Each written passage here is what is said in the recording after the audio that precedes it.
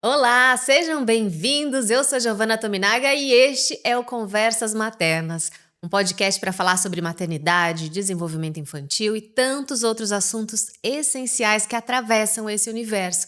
Se você chegou agora no canal, já se inscreve, compartilha, deixa seu like aqui no vídeo, ativa o sininho para saber quando um novo vídeo chegar no ar, porque com certeza vai ajudar a chegar mensagens importantes a tantas outras famílias e mulheres que precisam, né?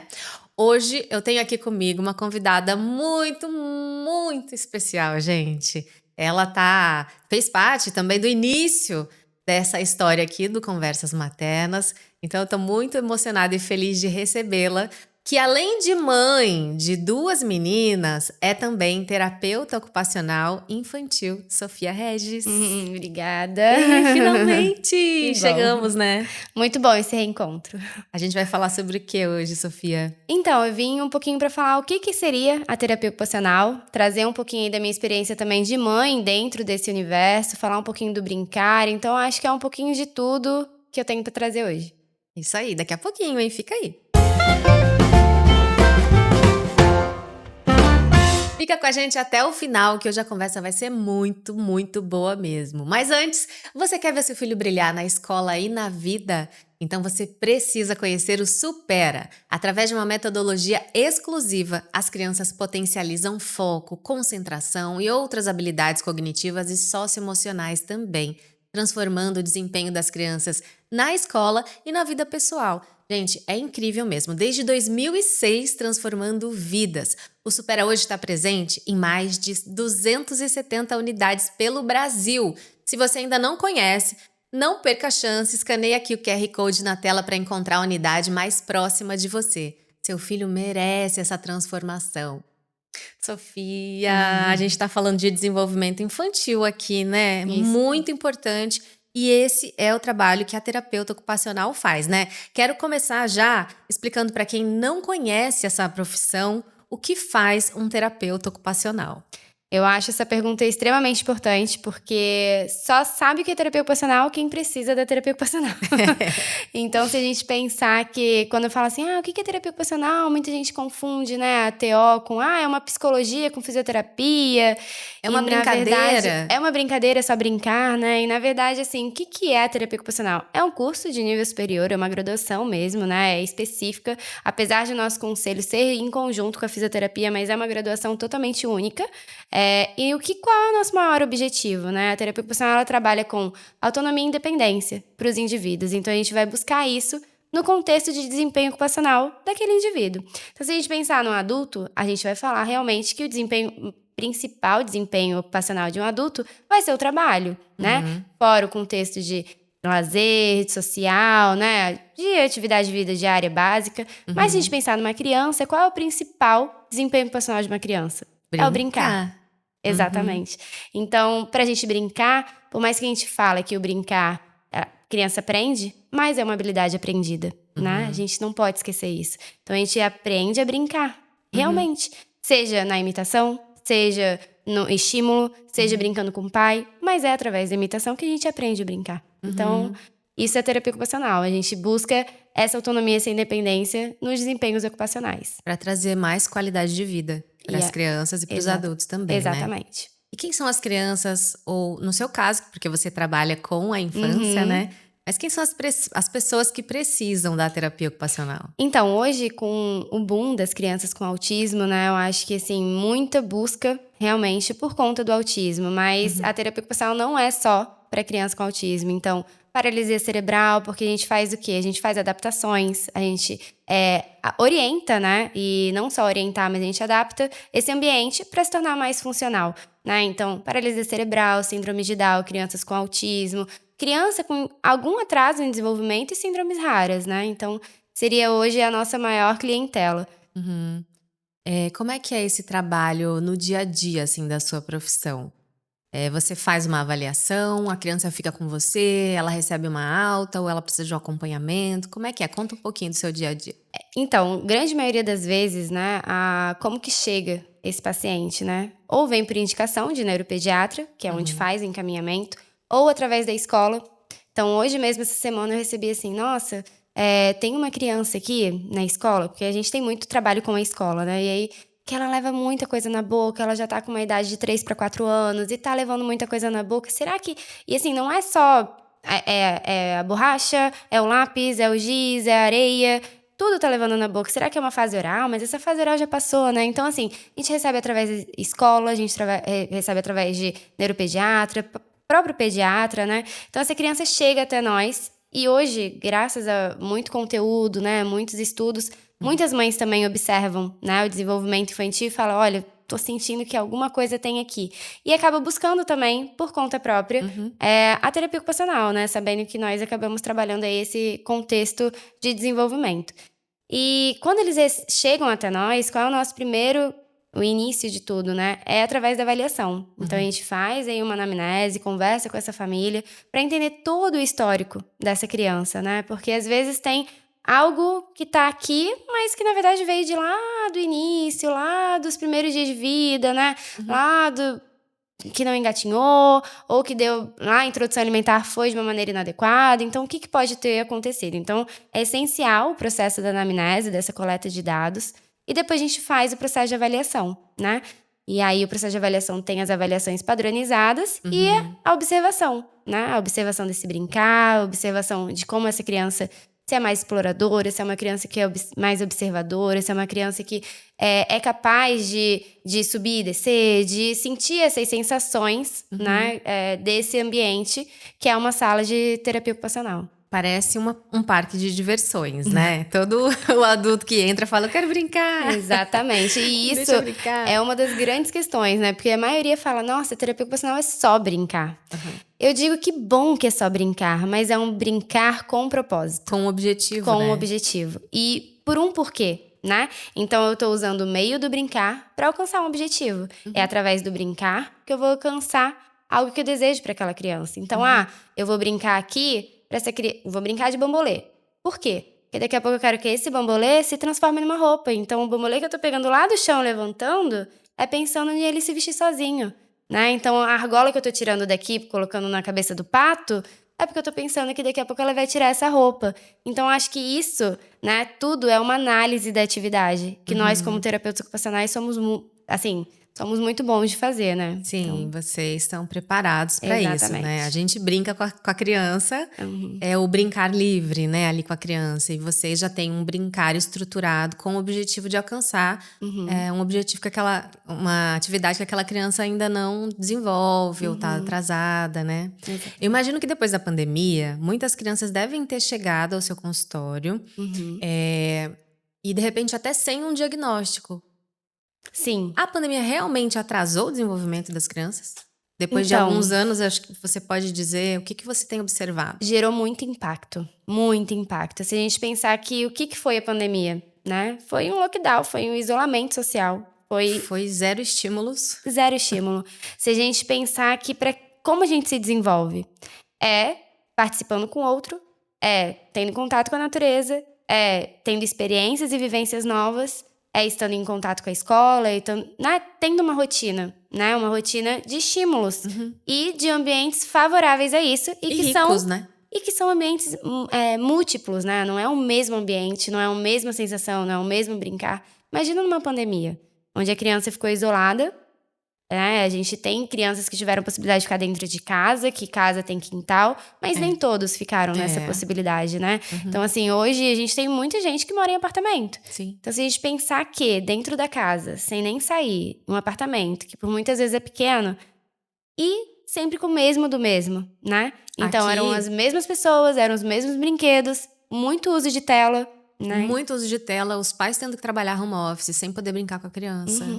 E aqui, pelo menos no Rio de Janeiro, os parques ficaram fechados. A gente não podia ir para as praças. Nem a praia. Nem a praia fechou. Então, assim, falando da questão sensorial, né? As crianças não puderam nem ter contato com pisos e chão, terra, grama. Exatamente. Eu acho que isso é uma das coisas que eu gostaria de trazer também. Porque muito quando se fala de questões sensoriais, as pessoas associam sensorial com o sistema tátil, né? Então, a gente sempre quando fala que não tiveram essas sensações e tudo. Mas sensações não seria só o sistema tátil.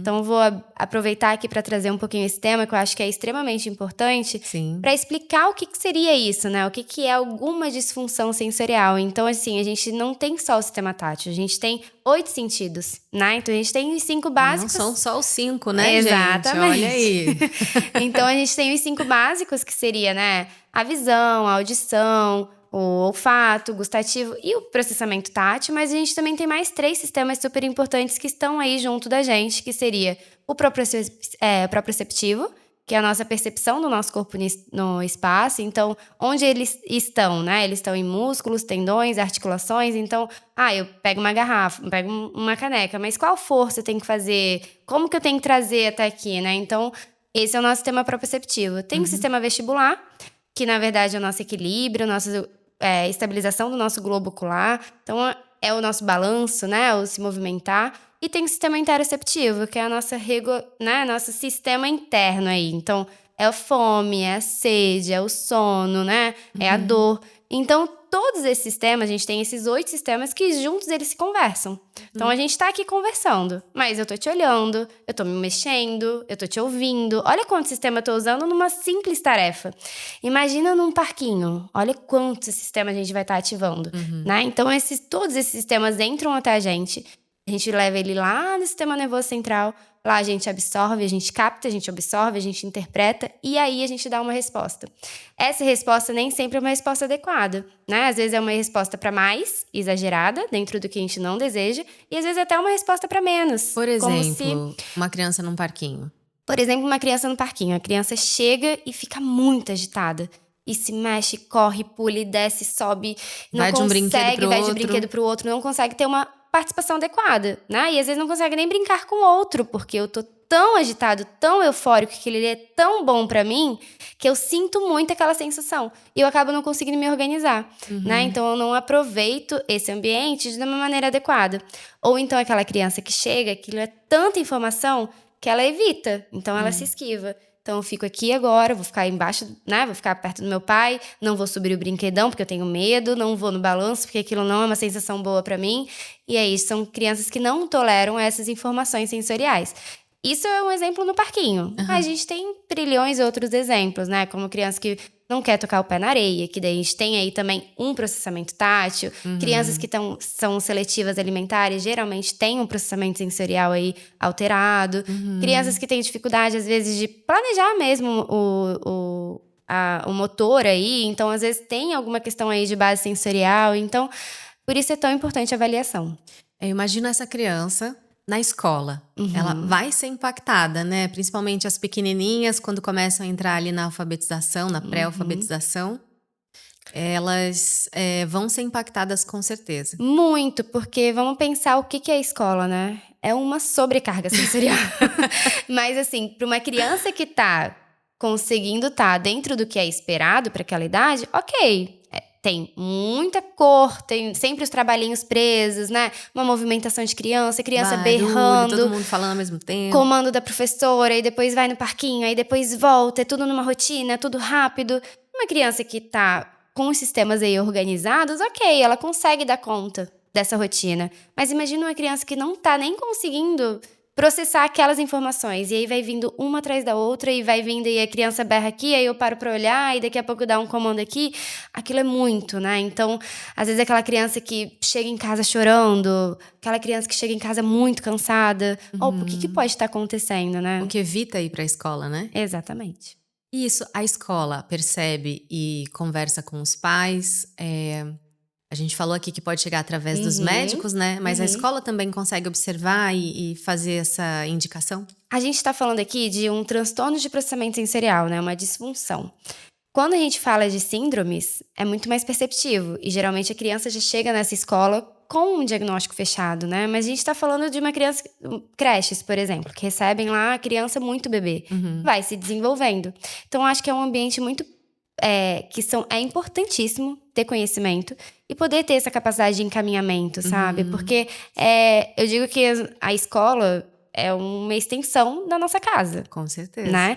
Então, assim, os nossos filhos, eles estão lá e eles tem que ser, né? Eles são cuidados lá também, né? Então, assim, lá é um lugar que eles vão estar observando como vai estar essa participação com o outro, vai estar percebendo como que vai ser a atividade que está realizando, se está conseguindo ou não. Então, a escola, eu acho que é um dos papéis principais da escola é conseguir dizer como está esse desenvolvimento infantil. Se tem algo que está aí impactando nessa participação, vamos avisar esses pais, né? Vamos encaminhar, vamos ter contato com esse pediatra, vamos ver com o pediatra, porque por mais que o pediatra tá ali, né, mês a mês, às vezes, ou de 3 em 3, mas é uma consulta. E é rápido, às vezes tá vendo ali a questão das doencinhas, né, das Exatamente, viroses, das exatamente. crechites. E dos trilhões de protocolos que os pediatras têm que fazer, então às vezes isso passa um pouco batido, né? Então, assim, é importante esse contato, né? Essa troca com a escola, eu acho que é fundamental. E você falou, né, que pela questão do autismo, dos muitos diagnósticos que a gente viu acontecer agora,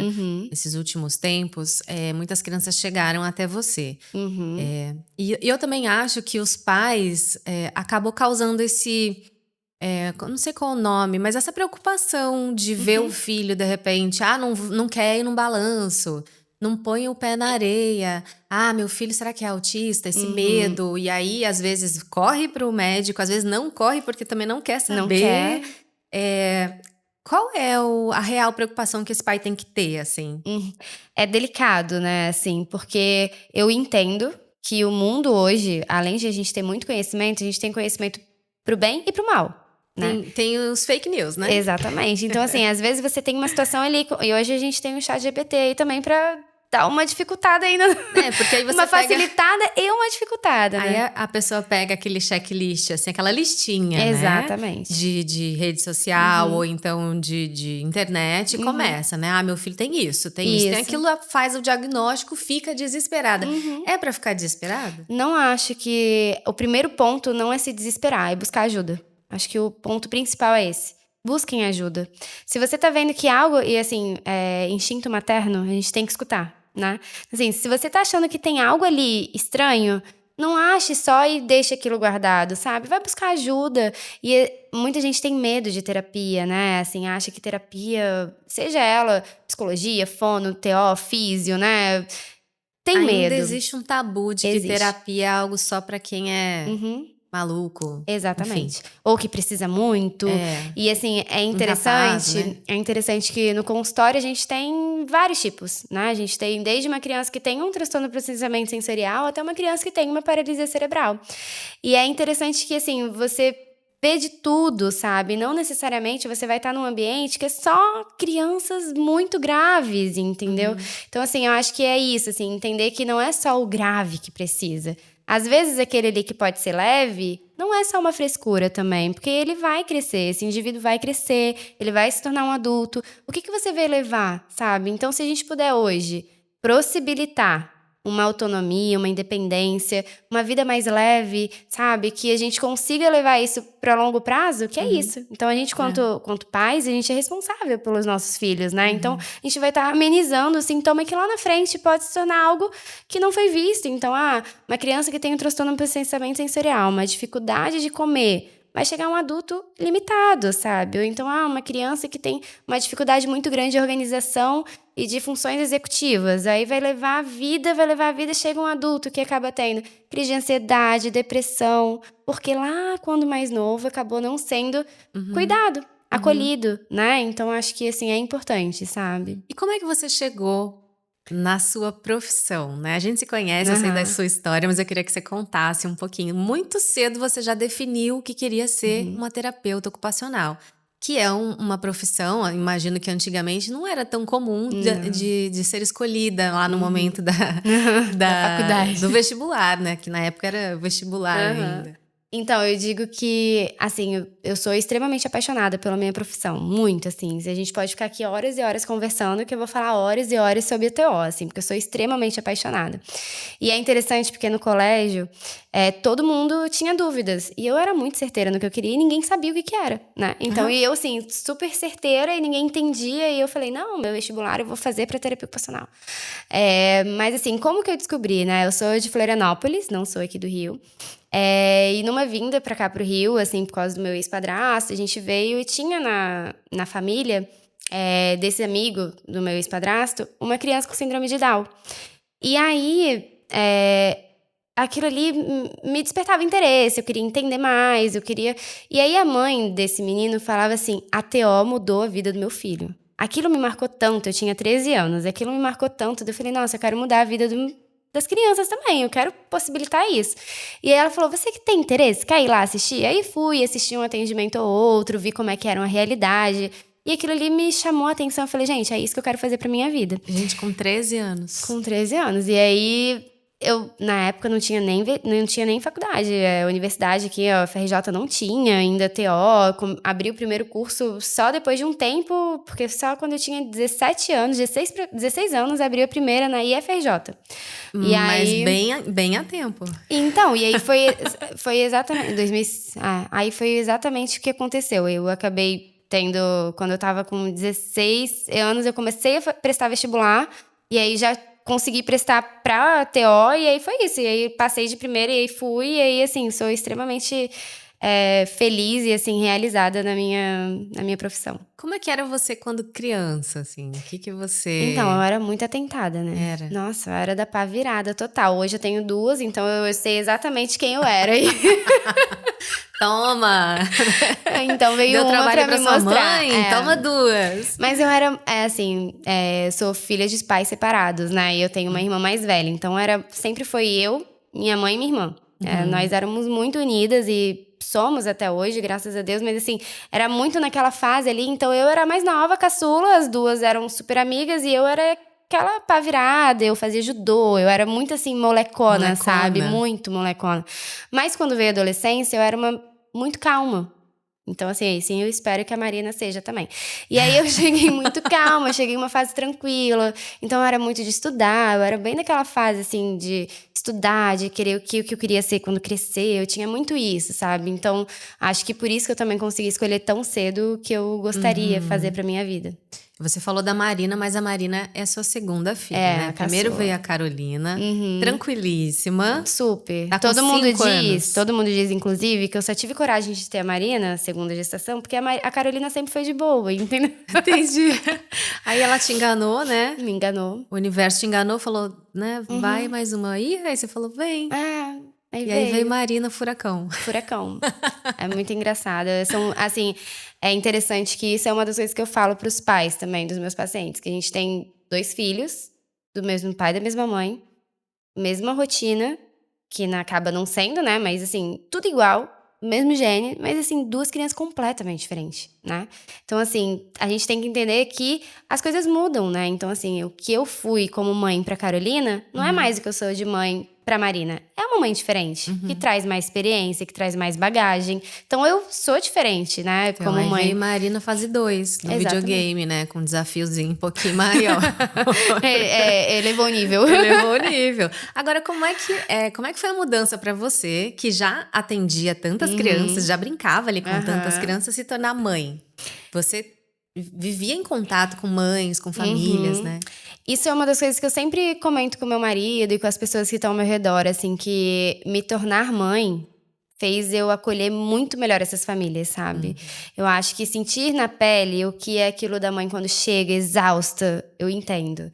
Ai, a noite de sono que não teve, entendo. Eu acho que é diferente. E eu tive uma vivência do desenvolvimento infantil a fundo, né? Então, assim, eu vivi de perto o que é o desenvolvimento infantil. Então, eu até digo que eu vivi a gestação na pandemia. Então, a Carolina nasceu no boom da pandemia. Então, a pandemia veio em março, minha filha nasceu em junho. Então, gente, assim, foi... No iniciozinho. aquilo de passar a mão na barriga, aquilo de... Não tive, porque, assim, eu parei, fiquei trancada com 5 para 6 meses. E aí, eu nem tinha barriga. Quando eu comecei a ter barriga, tudo fechou, né? Então, assim, eu vivi muito a maternidade. E isso foi um ponto positivo da pandemia na minha realidade, sabe? Porque, assim, eu vivi muito aquilo. Então, muito contato com a minha barriga, com a Carolina, viver aquilo ali, fazer meditação, viver, esperar, aguardar, sabe? Foi muito bom, assim, pensando no lado bom da pandemia, né? E quando ela nasceu, eu tive a possibilidade de ficar mais tempo com ela em casa. Porque a gente não podia sair, a gente não podia... Então, assim, eu vivia ela intensamente. Só ela. E aí nessa época que eu vivi intensamente, eu queria estimular ela o tempo inteiro. Porque eu ia te perguntar isso. Você foi eu era- mãe-peuta dela? Exatamente, eu era terapeuta ocupacional, eu tinha que estimular minha filha. Então eu tinha essa pressão sobre mim. Então eu ficava ali todos os dias e não sei o quê. E aí eu falei, gente, mas isso não tá ficando legal, sabe? Mas eu tô ela virando não tinha terapeuta. nenhuma questão Não tinha. pra você fazer a estimulação. Mas eu achava que eu tinha que estimular. Você tinha... Intervenção precoce. E porque tava na pandemia, né? E aí, assim, não atendia. Eu atendia minha filha. Mas, assim, foi bom porque eu consegui também fazer várias atividades diferentes. Na época, eu até compartilhava no Instagram, na rede social e tudo mais. Só que chegou um momento que eu falei assim, não, para, Sofia, chega. Eu acho que você tá pisando demais aí. Eu acho que as coisas estão sendo ultrapassada essa barreira. E aí eu parei e comecei a levar com mais leveza, sabe? A maternidade foi muito melhor pra mim. E aí depois eu voltei a atender, então as coisas também, né? A rotina foi mudando também. Parei de só me enxergar como mãe, né? Voltei a ser Sofia profissional, voltei a ser Sofia mulher, Sim. Então acho que também tem esse processo ali, né?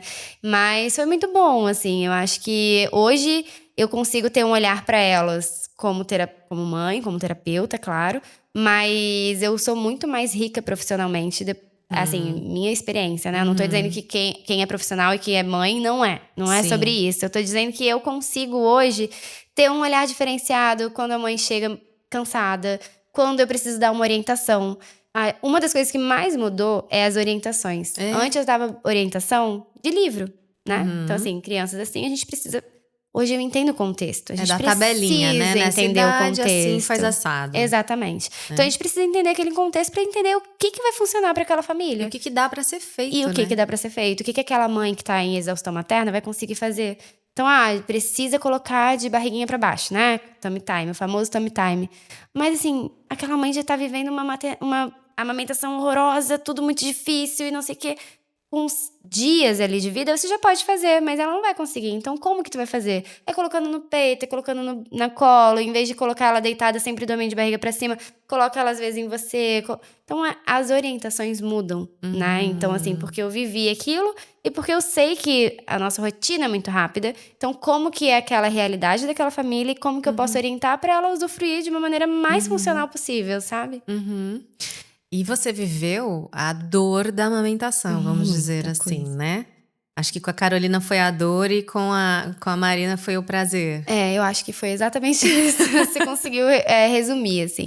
Eu tive muita dificuldade na Carolina. E, assim, eu já tinha feito N formações, N cursos. Eu não sou fonoaudióloga, mas dentro das nossas formações a gente acaba tendo um pouquinho de cada área, área ali, então... E sempre tive amigas fonos também, então quando a Carolina... Você falou, vou tirar de letra isso aqui. eu achava que, assim, deu algum problema, minha amiga fono vai vir, vai resolver e tudo certo. Primeiro veio a pandemia, que não as coisas já complicaram. Depois que a Carolina nasceu, aí aquela sonha da amamentação, né? Ela nasceu, veio pro peito. Já não conseguia pegar. Ali já começou o caos, o meu maior, assim, sabe aquela frustração materna? Sei bem. Ali veio a primeira frustração materna. E aí ela não conseguia colocar. E aí eu lembro muito bem que na maternidade passou a noite, aí eles vieram na madrugada. Carolina não chorava, que a minha filha não chorava, ela era muito tranquila. Mas aí ela vieram e falaram assim, olha, ela não comeu, ela não tá conseguindo amamentar. Eu falei, não, ela tá conseguindo. Daí ela, não, ela não tá. Eu vou te dar uma fórmula pra vocês dormirem a noite toda. Aí você, não. Falei, claro que não, você tá maluca. Aí, você teve parto normal? Vi, E aí eu tive, as duas foram parto normais. E aí eu falei, gente, calma. Aí se organiza, ela vai conseguir. Aí eu coloquei aquilo na minha cabeça. E aí, no outro dia eu chamei a moça da amamentação, né? A consultora de amamentação lá da maternidade mesmo. Aí chegou lá, ela falou, olha, o teu peito é muito ruim, você não vai conseguir, porque teu peito é muito ruim. Aí aquilo ali jogou um balde de água fria. Eu falei, não existe isso. Qualquer peito nasceu pra dar de mamar. Gente, aí nascemos para isso, nascemos para isso. A gente, Deus criou leite materno, esse leite de ouro, eu vou dar isso pra minha filha. E aí eu coloquei muito isso, eu sou muito determinada também. Eu chego a ser chata de tão determinada que eu sou. Quando eu coloco uma coisa na minha cabeça, aquilo vai acontecer. E aí, rezei muito também, né? Porque Deus conseguiu me ajudar, mas assim, eu não conseguia. E aí me deram um negócio pra colocar no peito, pra ficar puxando meu mamilo. É tipo um silicone, né? Não foi nem isso, era uma seringa. queriam que eu colocasse no peito e Fica ficasse sugando? pro meu mamilo sair. Aí eu peguei, só que daí a sorte nesses momentos é você ter conhecimento. Nesse momento eu peguei, joguei na frente da moça, joguei no lixo, falei assim, isso aqui não faz parte do que eu conheço, eu não vou usar isso. E aí eu também fui muito teimosa, né? E aí eu fui pra casa, e já fui pra casa com consultora de amamentação e meu peito assim, todo esfolado já nos primeiros contatos que eu tive com a Carolina. E você tinha leite? Muito leite. Eu tive hiperlactação nas 2 gestações. Então, assim, leite era o que mais tinha, mas a minha filha não conseguia. Questão, né? E aí eu falei, e aí eu liguei pra minha amiga Fono, falei, aí ela falou assim: olha, Sofia, tu sabe, porque tu já viu no curso como se faz o fingers, né? Que é tipo, no dedinho, a sonda vai fazendo isso. E aí eu comecei a tirar. O fingers é o quê? Você amamenta através de uma sondinha. Isso, então você tira o seu leite materno, e eu colocava a sonda presa no dedo. Presa no dedinho, colocava o dedinho na boca dela, ela sugava porque o leite ia indo. Eu não queria ter confusão de bico. Eu tinha receio de ter confusão de bico e depois ela não conseguia amamentar não queria dar no meu mamadeira, peito. né?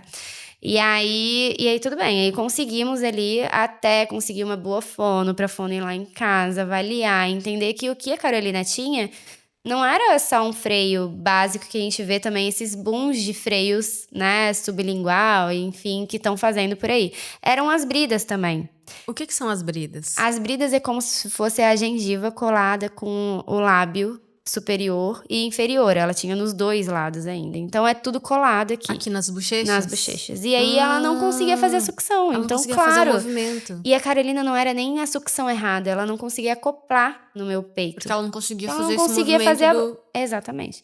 E aí, todo mundo falava. E aí, pandemia, difícil de marcar médico, difícil de as pessoas irem lá em casa, tudo difícil. Eu falei, bem, vou no odontopediatra que indicou, né, que a Fono indicou. Eu fui lá e falei, ela vai fazer o procedimento, ela vai sair mamando. Na minha cabeça, né? Aí, procedimento, tá, vamos colocar no peito. Eu com o peito todo esfolado, morrendo de dor. Mas eu falei, não, já que ela vai mamar, né, vou colocar aqui, porque agora... E ela não conseguia, claro. O procedimento é o quê? É um corte, a laser, um descolamento? É a laser, né? Então, tem até uma foto dela com dias, assim, 12 dias, ela de óculos, com... Ai... toda amarradinha. Mas assim, hoje eu entendo que foi extremamente importante, que senão a nossa, né, não sei nem como seria a vida dela depois, né, se não tivesse feito isso. E aí, é um laser, então abriu a bochecha embaixo e fez o freio sublingual, né. E aí, só que quando ela veio pro peito, ela não sabia mamar. Porque ela tinha essa boca toda colada. Flácida, vamos dizer. E sem saber o que o músculo muscular. Exatamente. Então, mas assim, a gente eu saí super frustrada. No carro eu falava assim, pode comprar mamadeira, chupeta, tudo que agora eu vou dar qualquer coisa. Aí meu marido assim, calma, vamos fazer o seguinte, vamos chamar mais uma vez a fono. Ela vai avaliar a Marina, pós-cirurgia, né, procedimento, e a gente vai ver o que a gente fazer, tudo bem? Aí eu, tudo bem. A porque, Marina assim, ou a Carolina? A Carolina, desculpa. Porque eu acordava, era assim, né, eu não dormia, porque...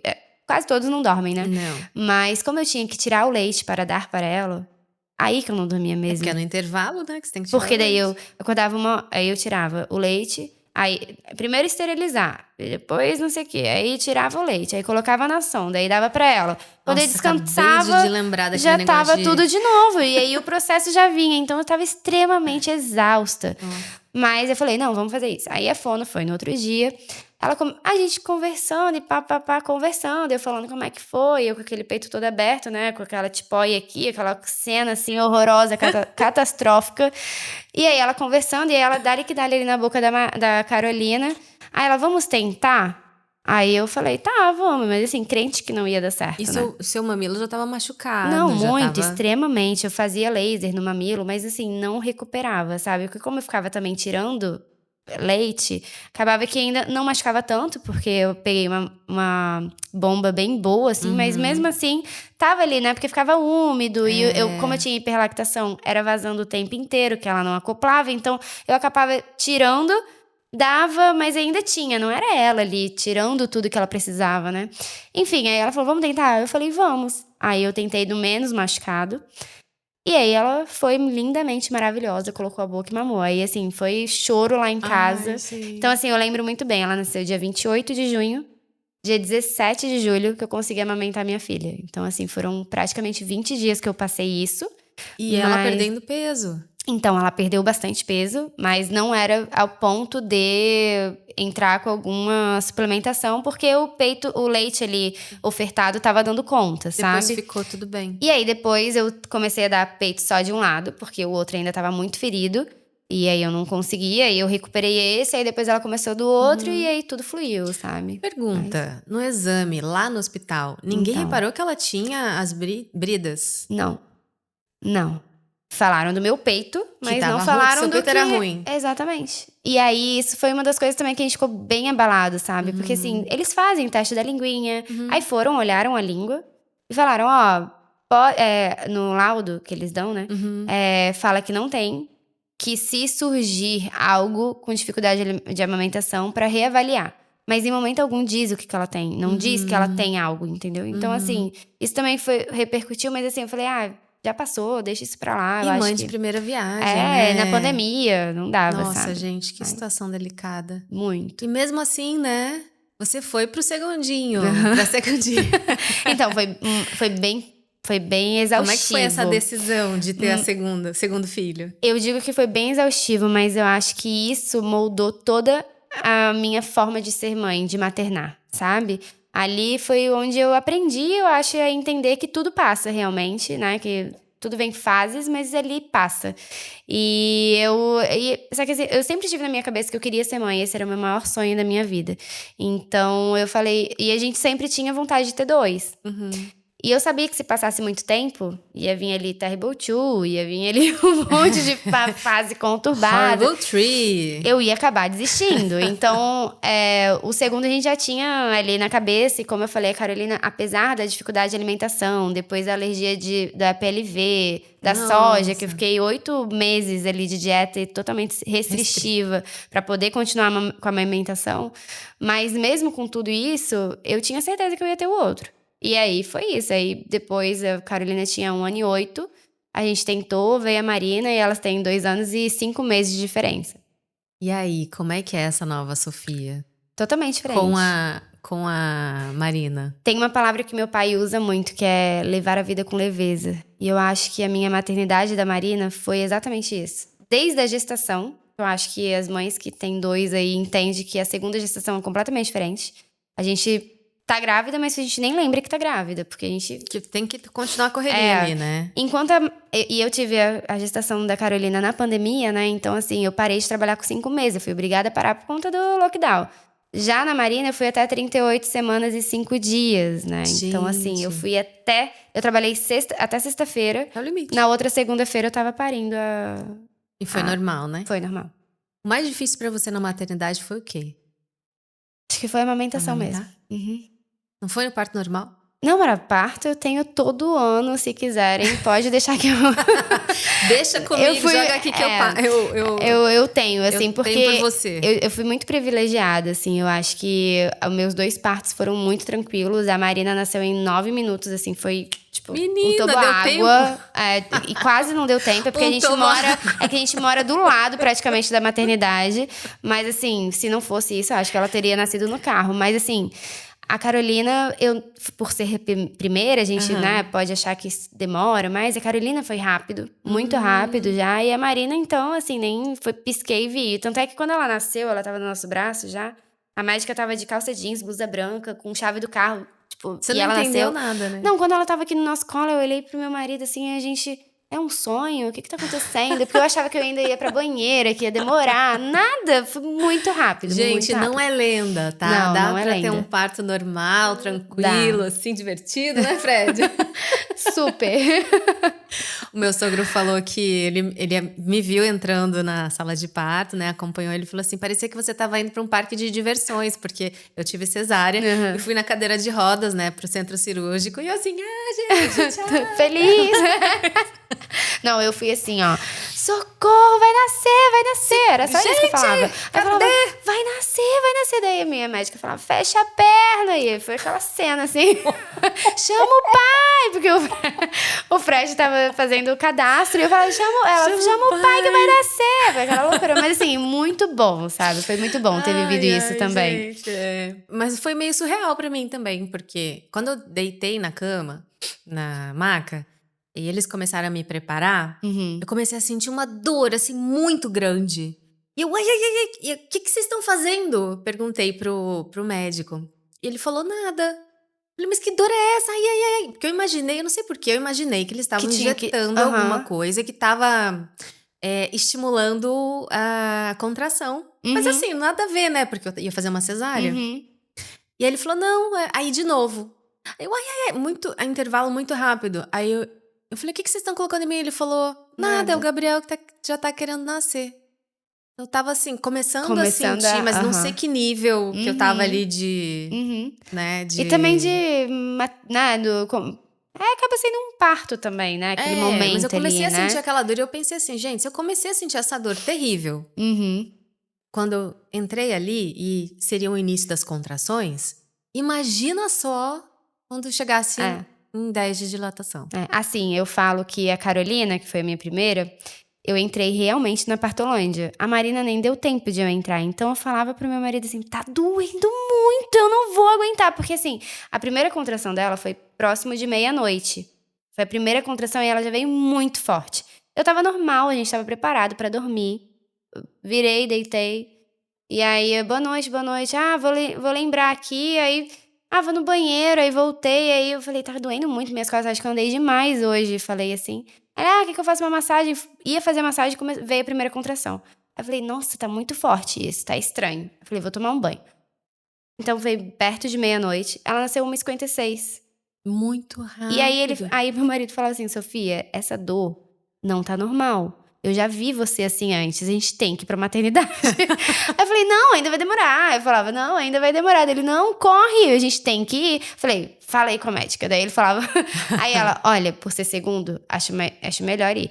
E aí a minha bolsa, só que aí minha bolsa só estourou na sala de emergência ali, né? A Já sala de tava triagem, lá. né? Quando estourou, já encaixou e já queria sair, sabe? Nossa. Foi muito rápido, assim. Fui privilegiada nesse ponto. Que bênção. E o terceirinho, vem? Não, parou? Não, tô doida pra que faça a vasectomia. Olha aí, a resposta tá contigo agora, hein? Chega, já fiz um monte de coisa, né? Já engravidei, já pari, já amamentei. Já parei, já amamentei. 5 anos vivendo isso, chega, né? Fora Deu, todos acabou. os outros filhos adotivos que você tem no consultório, né?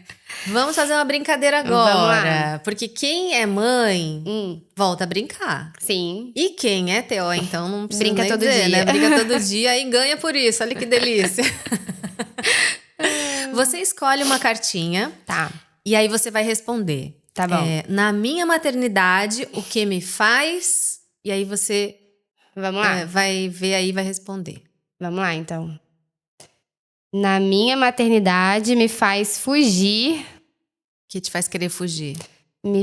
Faz querer fugir. Eu acho que eu tô no momento da maternidade que a confusão entre elas me deixa meio louca, sabe? Então, assim, aquele burburinho, às vezes eu não consigo nem pensar, parar pra raciocinar. Então, aquele momento dá vontade de ficar invisível.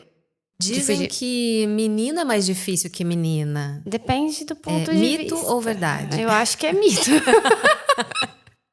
Eu acho que é... Não sei, assim, eu acho que as pessoas falam muito isso, porque o menino, ele tem brincadeiras corporais. São mais, né, brutos, assim. Só que eu não sei se são as minhas filhas, mas elas exigem muito mentalmente da gente. Porque é o tempo inteiro falando, questionando e blá, blá, blá, e blá, blá, blá. Dizem que mulher fala demais, né? Então acho que vem daí um pouquinho. Vamos pra próxima cartinha. Vamos lá. Na minha maternidade, eu quero gritar. Então, o que te faz gritar? Eu sou um pouco controlada, né? Eu trabalho com desenvolvimento infantil, então eu evito muito gritar. Mas com seus filhos, dá pra aplicar? Como é que é na prática essa teoria? Então, eu tenho... Dá pra não gritar? Graças a Deus, eu tenho um marido muito participativo, então, assim, consigo não gritar. Porque a gente faz um revezamento de paciência. Ah, sim. Quando não tá dando mais, você fala, assume, amor. Exatamente. Então, a gente... Quando eu tô vendo que o negócio tá pesado ali, eu assumo. Quando tá pesado aqui, e aí vai assim. Mas o gritar, né? É quando eu tô assim, naquele caos e eu não tô conseguindo... como eu falei, né, lá no início, eu sou muito determinada, mas eu sou muito planejada, metódica. Então, assim, quando algo sai ali do meu controle, aquilo me desestrutura um pouco. E aí pode ser isso, um pouco a vontade de gritar. E a maternidade é isso, né? O tempo não inteiro. ter controle de nada. O tempo inteiro. O tempo inteiro. Eu digo assim, que a gente pode até planejar nosso dia, mas assim, vai ser um planejamento em cima de planejamento, né? Porque vai tudo mudando, assim. São uns caixinhos de surpresa mesmo, né? Próxima. Vamos ver. Na minha maternidade eu quero rir. Gente, faz rir. Eu acho que, assim, pensando na maternidade de uma maneira geral, né? Mas acho que o momento que elas estão, eu tô muito apaixonada. Eu sou apaixonada por ser mãe, mas assim, ela está numa fase de falar muitas coisas engraçadas, né? Então, essa fase é muito boa, gente. Então, assim, de conseguir falar coisas engraçadas, de conseguir falar coisas assim que tu nem pensava, né? Então, assim, isso é uma coisa que me faz rir. Esse olhar da criança, né? Sobre o mundo. É isso. E conseguir externalizar aquilo, né? Eu acho que é muito bom. Então, eu acho que isso que me faz rir de gargalhar, porque esse aqui é de gargalhar. Se fosse rir de rir, é quando eu vejo as duas brincando juntas. Aquela felicidade, né? Porque é muito prazeroso, assim, ver as duas parceirinhas e brincando, sabe? E não dependendo da gente, né? Elas se bastando. Eu acho que isso é muito, muito bom, assim. Eu acho que quem tem filho único, como eu, demanda mais dos pais, né? Sim. Porque a criança, quando tá em casa e não tem amiguinho pra brincar, ele quer brincar com os pais e quer atenção, né? E às vezes vem um comportamento inapropriado, né? Que é aquelas birras e tal. Mas como eu gosto muito de brincar, e o Eduardo também entrou na onda, mas a gente se divide. Porque quando é brincadeira, assim, bola, falar de futebol, é com o Eduardo. Quando é sentar, jogar, desenhar, é comigo, sabe? Então mas a gente já eu falo muito sobre isso, sabia? Dos estilos do brincar. Porque as pessoas acham que brincar é ter um brinquedo no jogo. Né? É ter um brinquedo para poder brincar. E, na verdade, brincar tá no nosso dia a dia, né? Tá na relação com o outro. E os pais, né? A figura masculina, na grande maioria das vezes, o brincar é corporal, né? Então, é o brincar de fazer coceguinha, é o brincar de fazer avião, é o brincar de imitar o cavalo. Às vezes, não necessariamente o brincar tem que ser sentar e brincar. É jogar pra cima, joga no colchão e a mãe fica assim... E isso é brincar, né? Que é brincadeira mais socioafetiva, que a gente trabalha N coisas ali. Se a gente pensar, a gente vai trabalhar os sistemas sensoriais, a gente vai trabalhar ali o vínculo, a troca, né? Então, assim, a confiança. Então, acho que isso é brincar também, né? Ontem o Eduardo falou pra mim assim...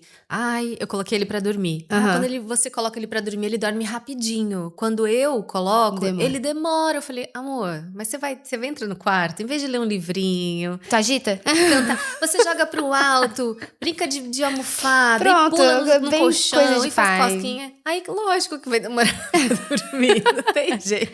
É exatamente isso. Próxima cartinha. Vamos lá.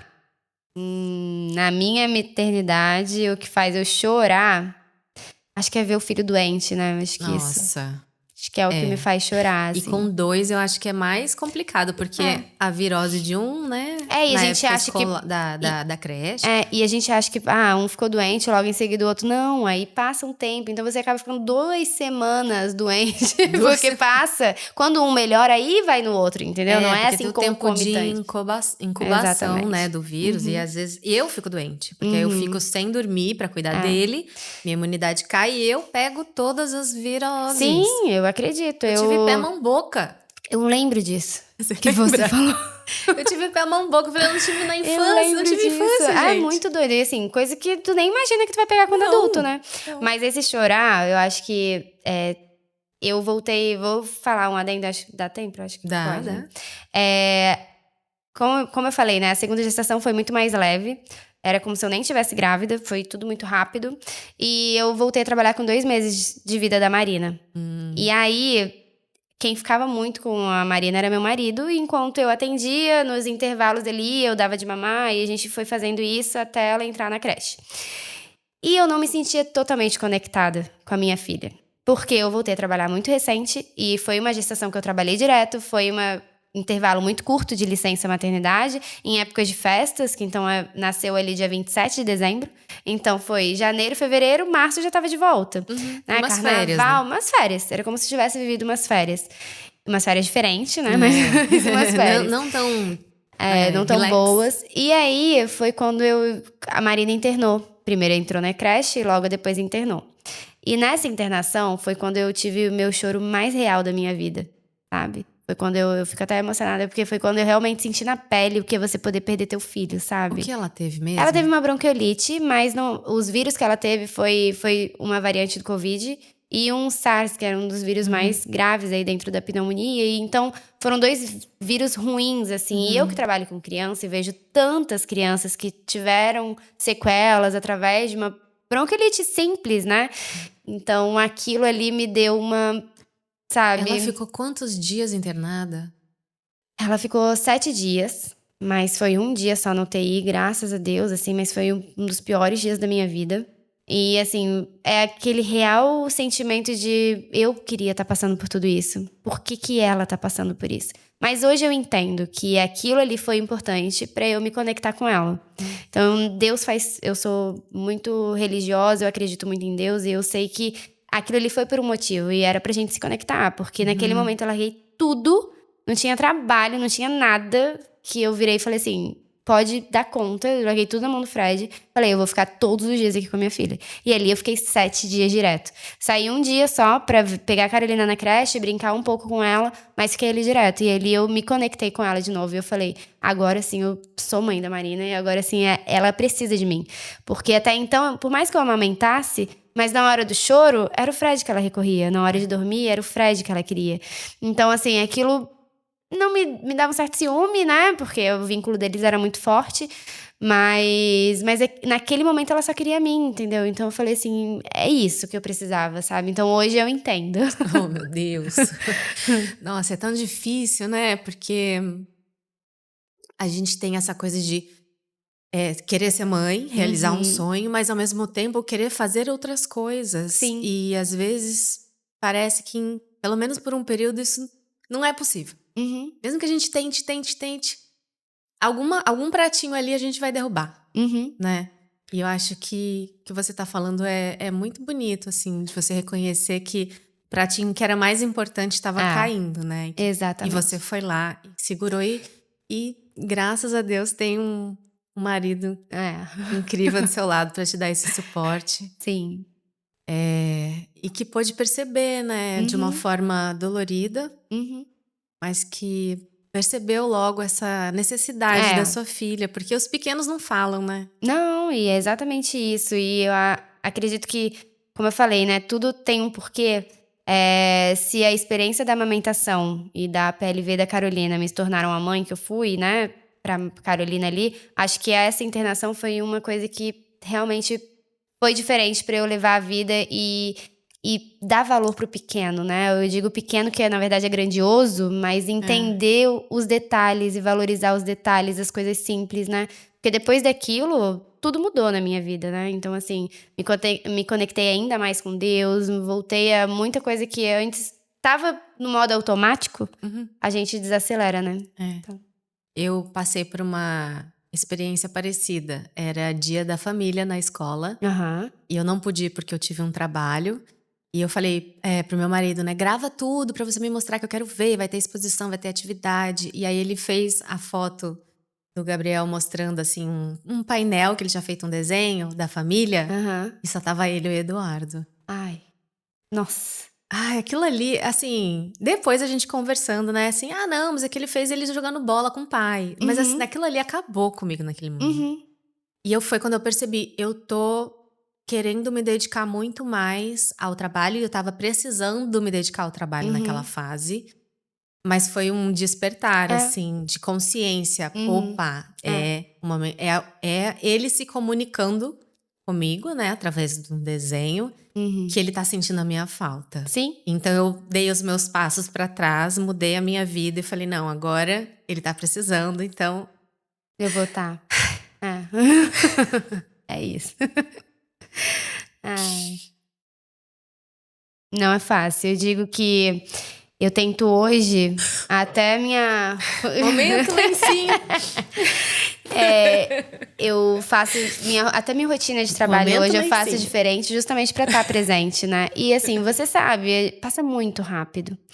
Então, o momento que eu vou ter ali com elas, os primeiros momentos, tudo é muito rápido, né? Ela muda muito, as crianças mudam muito rápido, todo dia é um novo aprendizado. né? Então, se a gente não estiver presente, a gente vai perder muito, né? E é isso, daqui a pouco vira adolescente, não quer mais andar com Exatamente. você, né? Quer sair só com os amigos Exatamente e tal. Então a gente tem que aproveitar mesmo. É isso. Vamos para as nossas 2 últimas Vamos lá. cartinhas, enquanto eu Aqui, ó, a recupero. plaquinha do chorar. Ai, gente, eu entrei na brincadeira. Entrei no chorar. Bem, viu? Não, Bem e forte. isso realmente mexeu comigo, assim. Então, vamos lá. O que na minha maternidade me faz esconder? Querer se esconder. Querer se esconder. Vamos lá. Aquele momento no banheiro que você fala que pode tá fazendo ser. xixi, mas só tá sentadinha, É. quietinha lá. Acho que meu marido conhece bem isso. Ai, gente, Daí então. fica a criança na porta, mãe, filho, tô fazendo xixi. É isso, espera. Mas você só tá sentada ali, É tipo, isso. pensando na Eu vida um acho que pouquinho. pode ser. Mas é engraçado, né? Porque elas vão pra escola, mas elas voltam elétricas ainda, né? Assim, não volta Muito calma, né? agitadas, E né? aí, o período da rotina da noite é um turbilhão, né? Então, assim, tem dias que aquilo ali faz eu querer ir pro banheiro demorar mais pra iniciativa da rotina da noite vir do meu marido. Peraí que eu tô com uma dorzinha de barriga, vai calma assumindo aí, daqui a calma. pouquinho eu vou. Mexer no celular, gente, eu não mexo no celular o dia inteiro. Então, às vezes, eu só quero ver bobeira, sabe? dar risada, né? Então, acho que é isso. É. Ai, última Vou pra cartinha. última, vamos lá. O que na minha maternidade me faz querer abraçar. Então, isso é uma das coisas interessantes, que daí eu vou trazer uma temática que é a linguagem do amor. A minha linguagem de amor, existe a linguagem de amor casal e existe a linguagem de amor com os filhos, né, das crianças. E eu sou muito toque físico com as minhas filhas, o que eu não sou no meu relacionamento. Jura? Então, eu sou de apertar ela, de abraçar, de querer estar grudadinha, de querer, sabe? Dia 4 de agosto, eu desmamei a Marina. Ai, faz Então, pouquíssimo tempo. pouquíssimo tempo. Então, fazem 5 anos que eu amamentei. Eu amamentei 5 anos direto, né? Porque eu emendei uma na outra. Nossa. Então, 5 anos que eu amamentei. A Carolina amamentou até 2 anos. Aí, logo depois, né? Enquanto eu tava grávida, eu ainda amamentava. Quando a Marina nasceu, eu voltei a amamentar. Então, eu fiquei ali 3, 4 meses sem amamentar ali. E aí, aquilo era um toque físico, né? Foi que a gente difícil acha que desmamar não. pra você? Foi bem difícil. Chorei o primeiro dia. Por mais que eu queria muito. Das duas? Não, na Carolina eu tive aquela perturbação da amamentação. Então, porque eu tava grávida de 5 para 6 meses, quase 6 meses, eu acho. E eu já tava assim no meu auge, eu não queria mais, porque doía muito meu peito, né? E aí eu falei, não, filha, e a minha Carolina sempre muito boazinha. Ela falou, ela entendeu e foi um desmame super tranquilo. Já a Marina demorou mais pra desmamar, porque ela era tinhosa, né? O segundo aí pra mostrar que nada é igual. E aí ela era muito apegada, eu acho que até o processo de internação também pode ter deixado ela se tornar um pouco mais apegada a mim, ao peito e tudo. E eu tinha, assim, um pavor, como vai ser esse desmame? Mas quando eu coloquei na minha cabeça, eu consegui desmamar, porque eu acho que vai muito mais da gente, chega um momento que vai muito mais da gente do que deles, né? Eu acho que ela estava totalmente pronta, mas eu não estava pronta. Quando eu fiquei pronta, foi tranquilo. Foi 1, 2 dias muito difíceis, que eu chorei, porque eu sinto saudade. Se eu vejo alguém amamentando, eu fico olhando, aí eu olho, que saudade, sabe? Me dá saudade de amamentar. E amamentar é toque físico, né? Então é abraçar, é estar perto. Então hoje eu sou uma mãe grudenta, sabe? Então, assim, gosto de abraçar, gosto de vir, dar um abraço, dar abraço apertado. Então, todo dia, pelo menos, eu preciso dar um abraço apertado em cada uma. Eu não consegui amamentar, né? O Gabriel, eu não tive mais leite a partir do 3º mês. Acho perto do 3º mês, o meu leite secou. E aí eu tive que ir pra fórmula. Mas assim, passei as últimas semanas tentando de tudo pra estimular meu leite, pra ele continuar amamentando. Mas não deu certo, a gente foi pra fórmula mesmo, que era o melhor pra nós dois, né? Sim. Mas eu me emociono bastante, porque eu fico assim... Na época, eu achava que eu ia ser doadora de leite, né? Quando eu engravidei, eu falei, nossa, quando eu tiver leite, eu vou doar pro banco. E aí, fiquei frustradíssima. Eu acredito. E quando eu vejo as mães amamentando, também me emociona, sabe? Porque é isso, né? É o momento da conexão. Sim. Né? Com o seu filho, com o bebê, o toque, o cheiro, ter ele pertinho ali. E que tem que ser você, né? Não tem como, não dá pra ser outro. Nesse momento não é o pai, nesse momento não vai ser a avó, nesse momento vai ser você, sabe? E é, assim, uma conexão única, né? Aquela pezinho no teu nariz, aquela mão Aquela no mãozinha teu... que arrebenta todos os seus colares. Isso, aquela roupa que você tem que usar porque tu tem que dar de mamar, né? Tudo isso fez parte pra mim durante 5 anos, mas me dá saudade. Nossa, eu tinha esquecido disso. Dizem, né? Não, eu falei, que a gente esquece fala, mesmo. porque faz pouquíssimos dias, né? Então agora eu falo assim, gente, eu vou poder usar tal tipo de roupa e tal tipo de roupa. Porque a Marina era, tipo, agarrava e vinha, né? Então eu tinha que ter uma roupa que ela conseguisse Porque a criança amamentar. vai puxando. Exatamente. Mas sabe que o Gabriel até hoje ele fica puxando a minha roupa? Aí, viu? Acho que ele sentiu falta. Ai, tadinho, olha a culpa da mãe vindo. Culpa materna, né? materna o Nossa, tempo gente. inteiro. Eu tento me livrar dela. Sofia, aqui no Conversas Maternas, a gente sempre pede para a convidada trazer um objeto que represente a sua maternidade pra gente falar um pouquinho sobre isso. Que objeto você trouxe? Então, não tinha como ser diferente, mas eu trouxe um colarzinho que é o meu leite materno, né? Então, assim, acho que isso aqui representa muita coisa pra mim. Que né? lindo! Então, Explica um pouquinho dele. Na verdade, ele é um colar que eu tiro o meu leite e aí eu coloco no molde, né? Tem todo um produto em si, mas assim, eu consegui colocar nesse pingente, né? Que é o meu leite materno aqui, algo eternizado. E a amamentação foi muito difícil pra mim, mas ela me moldou como mãe, ela mudou meu maternar e ela me mostrou que tudo passa, né? Aquela fase passou. Então, e é isso, na maternidade tudo passa, né? Então, pode ser difícil, pode ser, né? Você tem que ressignificar muita coisa, você tem que ser resiliente, mas que vai dar certo. Então, eu acho que isso aqui é uma das coisas que representam muito a minha maternidade. E que você usa, assim, você lembra desse lugar Com certeza. de fé, né? Sim, isso aí.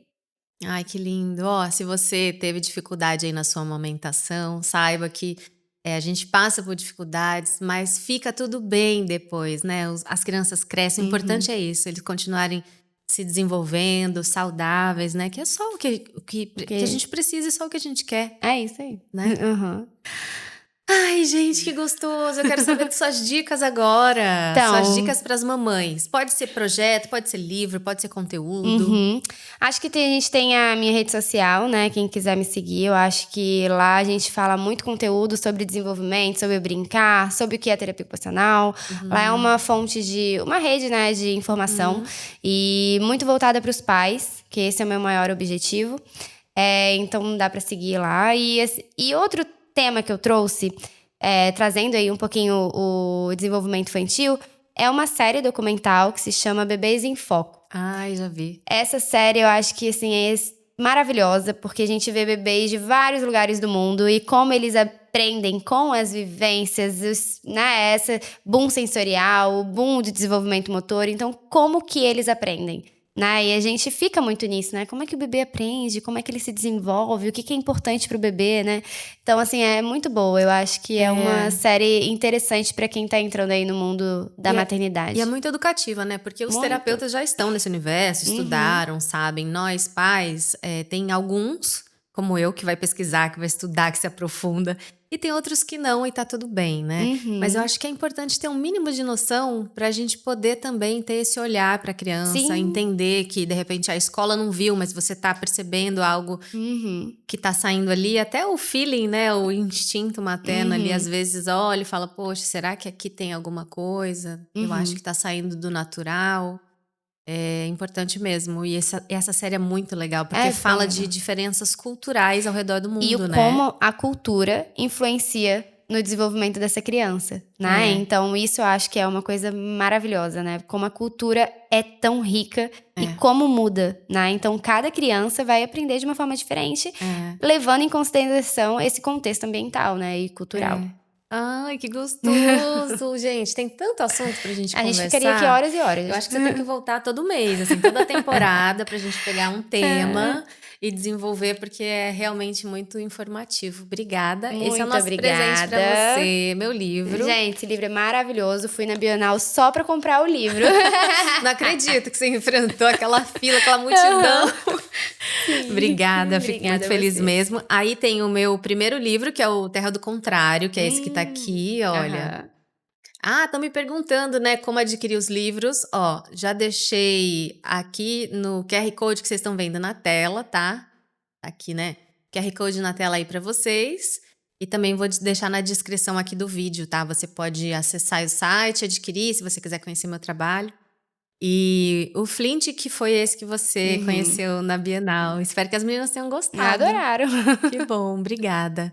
Bom, mas antes de me despedir da Sofia aqui, eu queria agradecer ao Supera, um método exclusivo desenvolvido para trabalhar habilidades como foco, concentração, habilidades cognitivas, socioemocionais também. O Supera está presente em mais de 270 unidades em todo o Brasil. E se você quiser saber se tem uma unidade perto da sua casa, é só escanear aqui o QR Code e conhecer. Vai ser muito legal, tenho certeza que vocês vão gostar.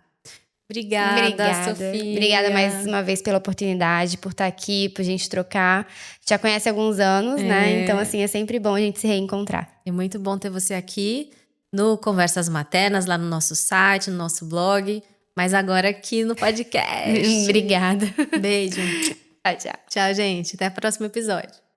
E olha, a gente não falou sobre muita coisa que poderia ter falado. Você não sente isso?